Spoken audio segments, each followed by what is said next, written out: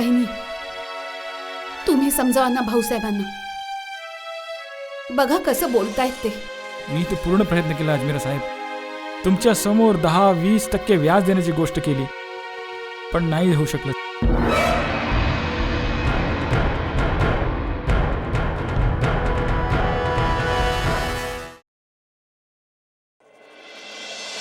म्हणून तुला मी माझ्याबरोबर कुठे घेऊन नाही जात.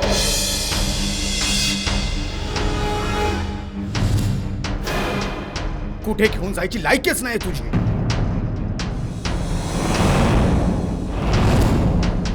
काय समजतेस काय तू स्वतःला? तू झाशीची राणी आहेस, इंदिरा गांधी आहेस की मदर टेरेसा आहेस तू? सांग ना, कोण आहेस तू?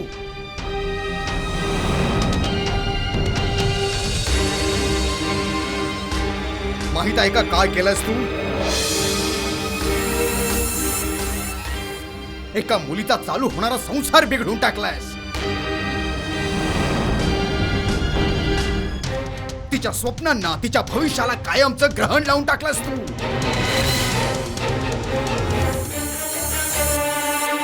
हेच शिकवलं का तुला गांधीजींनी? का गांधीजींनी हेच सांगितलं की दुसऱ्यांची घरं तोडा? खरं बोलण्याच्या नावाखाली नुसता परंपरा तोडा.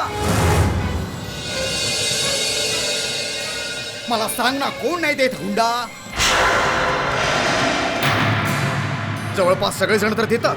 कोणी सरळ सरळ देतात तर कोणी भेट वस्तूच्या नावाखाली देतात. बोलायला खूप सोपं आहे ग की हुंडा देणं आणि घेणं कायद्याने गुन्हा आहे, अपराध आहे तो.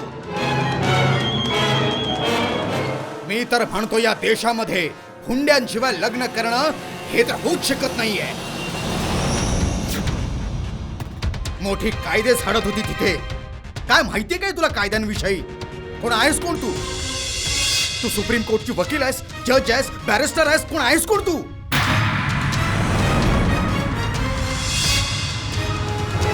अगं बघशीलच तू, जेव्हा तुझंही लग्न होईल ना तेव्हा मलाही द्यावा लागेल हुंडा.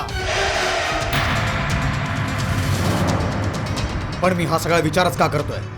कारण ज्या पद्धतीचं तुझं वागणं आहे ना, त्यामुळे ना तुझं लग्न होणार आहे ना या घरातल्या कुठल्याही मुलीचं.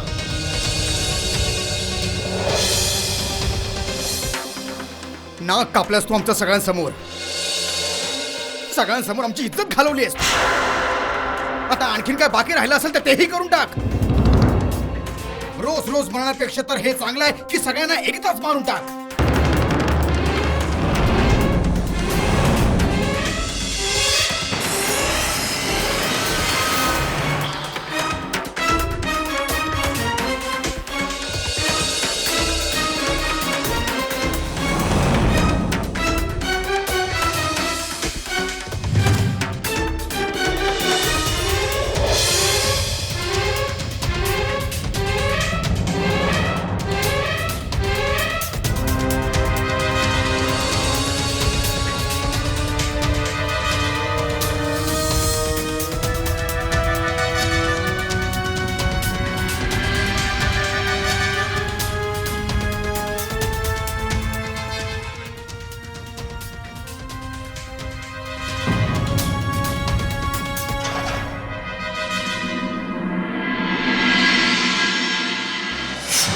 कसले वडील आहात तुम्ही? तुम्ही तुमच्या मुलाला वाढवलेत की यातही तुम्ही धंदाच केलाय? अरे आज जर हिच्या जागेवर तुमची मुलगी असती तर तुम्ही इथे गपचूप उभं राहून तमाशा बघितला असतात. जर मी आता पोलिसांना बोलवलं तर तुम्हा दोघांना बेड्या घातल्या जातील.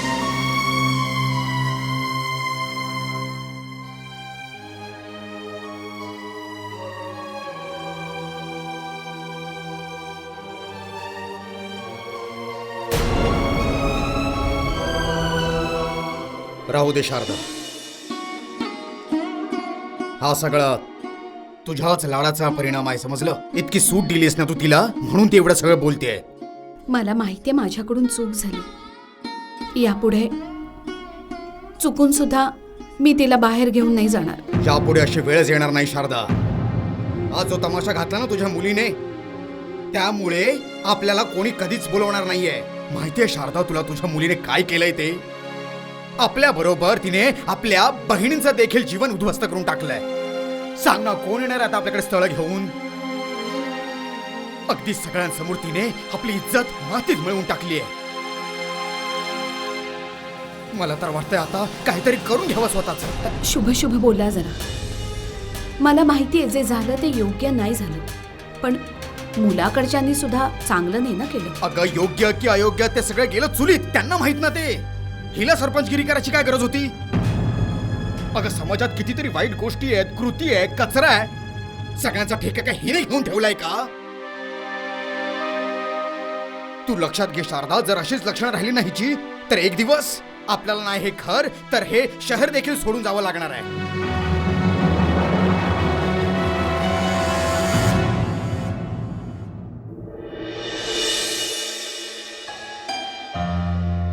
एक सांगू दीदी, ही मुलगी ना खरंच वादळ आहे, वादळ. तुझं लग्न मोडून हिला शांती नाही मिळाली म्हणून आज हिनं मंजूचं पण मोडून टाकलं. दृष्टी, रोशनीला मोठ्यांच्या मध्ये नाही बोललं पाहिजे होतं. बाकी काही चुकीचं बोलली नाही ती. हुंडा घेणं आणि देणं दोन्ही कायद्याने गुन्हा आहे. मला तुझ्या सगळ्या गोष्टी पटतायत, पण सगळ्या गोष्टींचा ठेका काय हिने घेऊन ठेवलाय? कोणी कोणाला दिला, कोणी घेतला. बेगानी शादी में अब्दुल्ला दिवाना. दृष्टी, मला फक्त रोशनीची बोलण्याची पद्धत चुकीची वाटली. ती बोलण्याआधी पुढे मागे काहीच बघत नाही. दीदी, तू पुढची मागची गोष्ट करतेस, पुढे पाठीमागे इकडे तिकडे ती कुठेही नाही पाहत. ट्रक ड्रायव्हर आहे, हायवे पाहिला की पळवायला सुरुवात. संधी मिळायचा अवकाश की हात धुवून पाठीमागे लागते.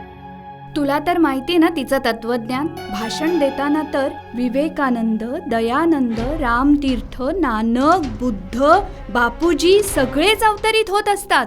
माझ्या लक्षात हे येत नाहीये की ही इतक्या सगळ्या लोकांना एका वेळी ऍडजस्ट कशी करू शकते. अगं, हे सगळं सोड. हा विचार कर, आपण आल्यानंतर काय झालं असेल. त्या अजमेराने तर शर्मा अंकलना कच्चं खाल्लं असेल. तुझ्या वहिनीने सोडलंच किती होतं. त्याचा निम्मा जीव तर रोशनीने घेतलाच आणि उरला सुरला जीव त्या अजमेराने घेतला असणार. मला वाटतंय सकाळपर्यंत कोणी ना कोणीतरी नक्कीच टपकणार. अगं, शुभ शुभ बोल. जर असं झालं ना तर रोशनी फसणार, आणि जर रोशनी फसली ना तर आपण सगळे फसणार. तू हे विचार कर, बाबांच्या इज्जतीचं काय होईल. काय होणार ताई, आता विचार करून काय उपयोग जब चिडिया चुग गई खेत. बघच तू, नाटकाचा पुढील भाग तर उद्याच कळेल आपल्याला. आणि हेही कळेल की नाटकाचा शेवट गोड होतोय की वाईट. तू तर जेव्हाही बोलशील ना सगळं वाईटच बोलशील. ताई, मी कोण मोठी अंतर्ज्ञानी आहे. माझ्या जे मनात येतं ना तेच सगळं बोलून टाकलं. आणि तसंही तू टेन्शन का घेतेस. हे बघ, जे होणार आहे ते खूप वाईट होणार आहे. मला म्हणायचंय चांगलंच होईल. तसंही शुभरात्री म्हणायची इच्छा तर होत नाहीये. Good night.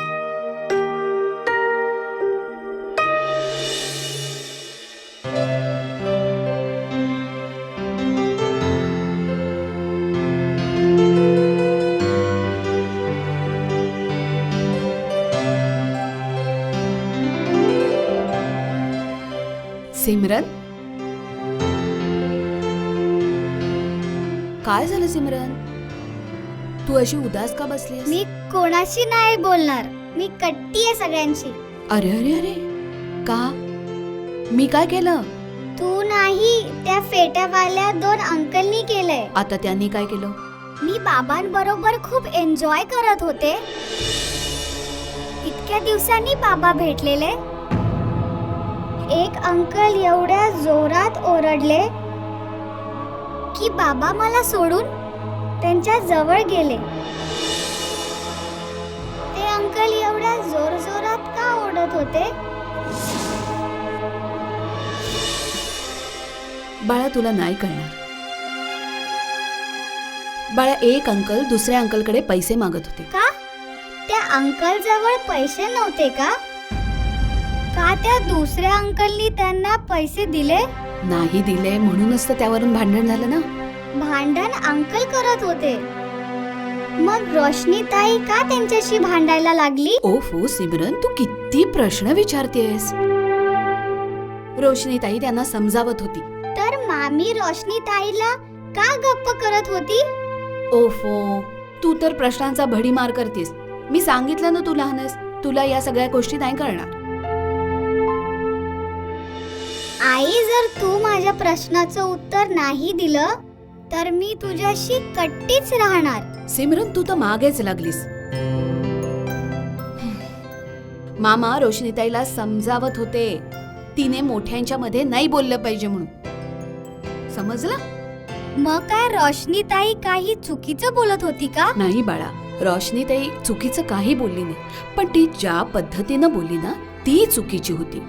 मग मामी का रडत होती? तुझी मामी यासाठी रडत होती कारण मामा रोशनीताईला रागवत होता ना. आता माझं बाळ कट्टी नाही ना माझ्याशी. नाही. चल आता झोप, उद्या सकाळी शाळा आहे ना. चला एक गोड पप्पी द्या. गुड नाईट बेटा. चला ये, तुझ्या बाहुलीला पण गुड नाईट. झोपा.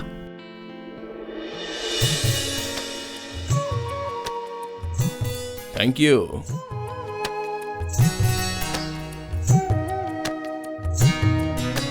अहो, आज जे झालं ना ते चांगलं नाही झालं.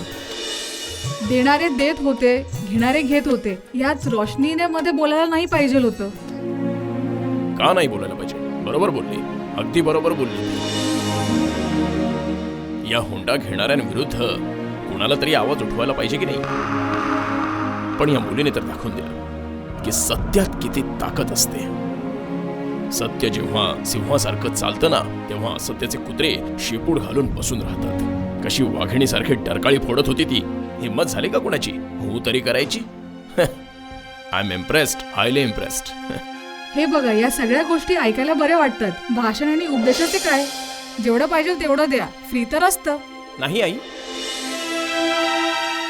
पप्पा अगदी बरोबर बोलतायत. जे काही झालं ना ते योग्यच झालं. आणि रोशनी अगदी बरोबर बोलली. जो मुलगा आपल्या होणाऱ्या पत्नीच्या सन्मानाचं रक्षण नाही करू शकत, त्याला कोणत्याच मुलीबरोबर लग्न करण्याचा काहीच अधिकार नाहीये. ऐ शाबाश बेटा, शाबाश. मला तुझ्याकडून हीच अपेक्षा होती. पहिलंच माझ्यावर गेलाय, तुझ्यावर नाही. जा, जाऊन झोप, मला ऑफिसची कामं करायची.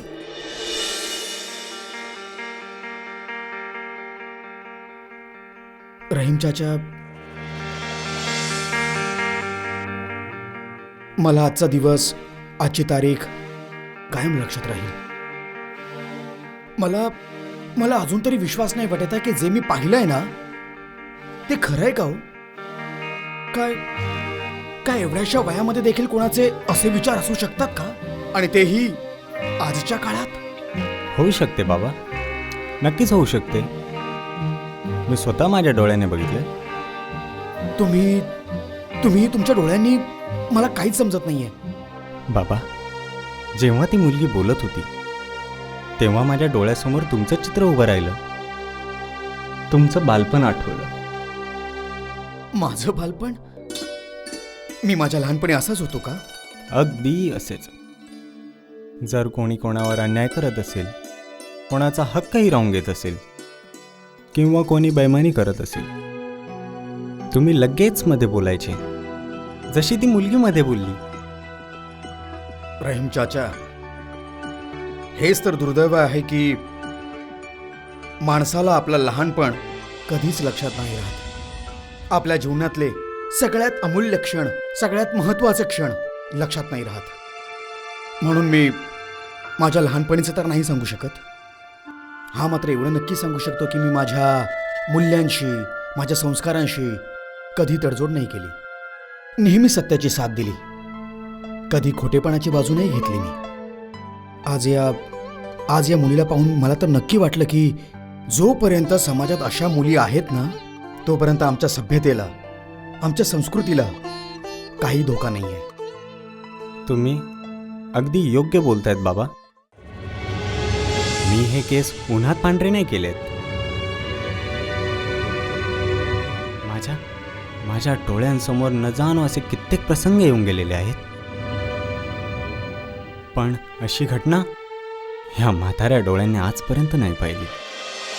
रहीम चाचा, तुम्ही पाहालच, ही मुलगी मोठी होऊन असं विलक्षण कार्य करेल ना की समाजात जाऊन ते पुढे मैलाचा दगड बनणार आहे. इन्शाल्लाह. रहीम चाचा, बाळाचे पाय लहानपणीच पाळण्यात दिसायला लागतात. याच गुणांनी संपन्न व्यक्ती देश आणि जगासाठी गौरव बनतात, समाजाची स्थावर संपत्ती बनतात. तुम्ही पाहालच, ही मुलगी ही पुढे जाऊन संपूर्ण मानवतेचा आधार बनेल. ही लिंबाचं झाड आहे, कडू आहेच, पण स्वतःजवळ अनेक आजारांवर उपाय ठेवते. ही ज्याप्रमाणे दिव्याखाली नेहमी अंधार असतो, त्याचप्रमाणे तिच्या घरातल्यांना तिची मूल्य, तिची किंमत कधीच नाही कळणार. आम्हाला नाही वाटत की ते तिची साथ देतील, पण आम्ही निर्णय घेतलाय, कोणी रोशनीची साथ देवो किंवा न देवो, आम्ही तिच्याबरोबर कायमचे आहोत. कोणत्याही परिस्थितीत आम्ही तिची साथ देऊ.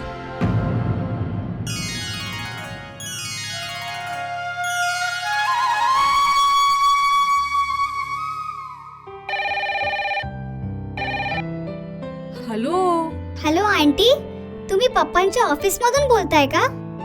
कोण बाबा डिकरा? मी तर टॉक मोबाईल कंपनीतून बोलत आहे. तुझे बाबा कोण आहे डिकरा? कमाल आहे, तुम्हाला माझे पप्पा नाही माहिती? ते खूप चांगले आहेत. ते माझ्यासाठी खूप खूप गिफ्ट्स आणतात. माहिती आहे, त्यांच्याकडे मोठी कार आहे. तुम्हाला ते नाही माहिती? He is the best. Sorry डिकरा, जर तू मला ना तुझ्या बाबांचं नाव सांगशील तर मी नक्की ओळखून घेईल. तुझ्या बाबांचं नाव काय आहे? त्यांचं नाव नवनीत प्रताप सिंग आहे. ते तुझे बाबा आहेत? हो, तेच माझे बाबा आहेत. ते तर आमचे बॉस आहेत. तुम्ही लवकर माझं बोलणं करून द्या ना त्यांच्याशी. बघ माझी स्वीट बेबी, पहिले मला तू तुझं नाव तर सांग. माझं नाव सिमरन आहे. आता तुम्ही पटकन माझ्या बाबांना फोन देणार का? ओके डिकरा. हे बघ, तुझे बाबा ना एका मीटिंग मध्ये आहेत. जशी ती ओव्हर होईल ना, मी त्यांना तुझा मेसेज देऊन टाकेन. बरं, आता मला हे सांग की तू कोणत्या क्लासमध्ये आहेस? आंटी, मुन्ना दादा आलाय. ट्युशनला जाते मी. तुम्ही बाबांना सांगून द्या की संध्याकाळी 7 नंतर मला फोन करा. Okay, bye Simran. Okay, bye.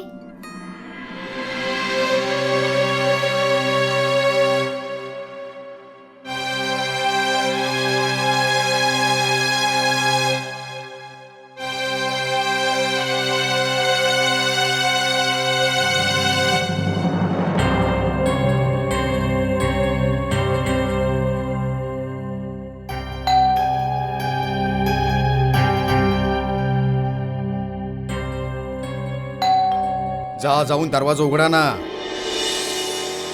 बघा, पोलीस आली असतील. एवढंच राहिलंय या घरात.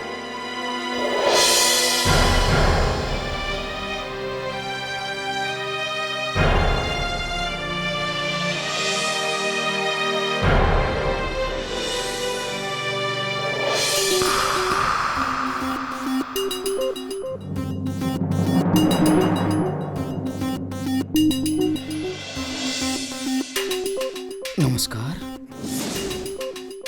तुमची मुलगी रोशनी कुठे आहे? काय झालं शर्माजी, तुम्ही मला सांगा ना. भाऊसाहेब, मला तुमच्या मुलीशी बोलायचं आहे.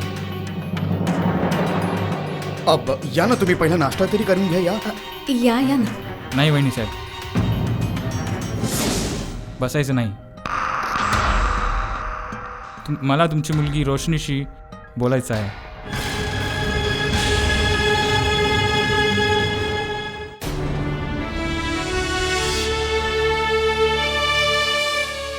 रोशनी बाळा, रोशनी.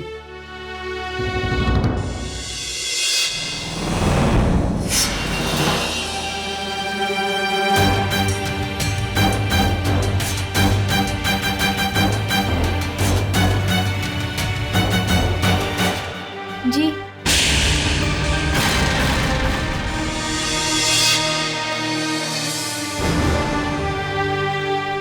आजपर्यंत हिने दुसऱ्यांची काढली. आज बँड बाजा बरोबर हिची निघणार वरात. आज तरीचं काही खरं नाही.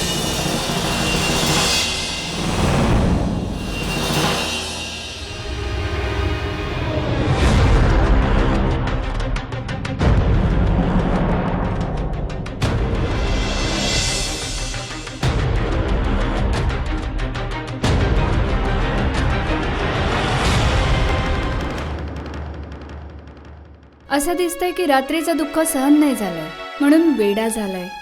म्हणून तर असा बोलतोय. हा ओळखा निलुफर आंटी, मी कोण? खरं खरं सांग की मी गेल्यानंतर इथे काय काय झालंय?